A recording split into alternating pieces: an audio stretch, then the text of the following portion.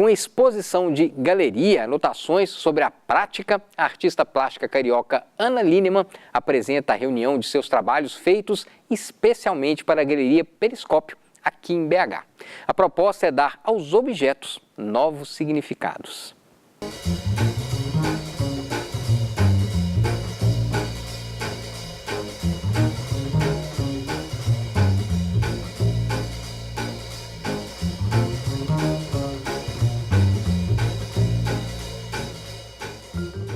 Eu uso muito pouco essas palavras, inspiração, reflexão. Eu tenho uma ideia de arte muito mais seca, sabe? Eu vejo o artista como um técnico que basicamente gerencia ou utiliza aspectos sociais, pessoais, biográficos, políticos, e você coloca isso dentro de um raciocínio que acaba gerando o trabalho. Então, eu não me vejo como uma pessoa que tem inspirações. Eu tento pensar um pouco sobre as coisas.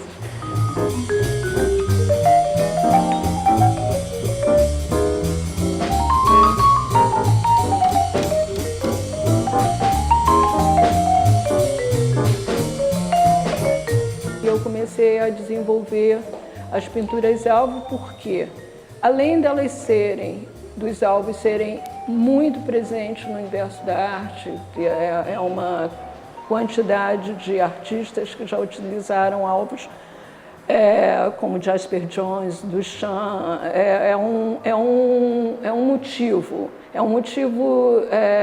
interno. Isso me interessava. E é um motivo que você não... É uma narrativa que você não sai dela, você está sempre dentro dela, você não escapa do alvo.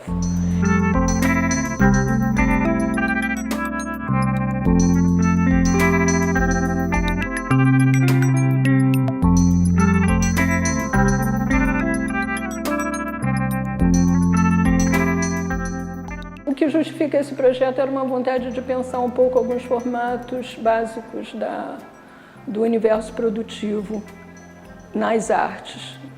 E sendo que são pinturas, mas nem tanto assim, e desenhos nem tanto assim, porque eles têm uma ambiguidade muito grande entre a escultura e o objeto. Como eu tento estabelecer um universo meio sem definição.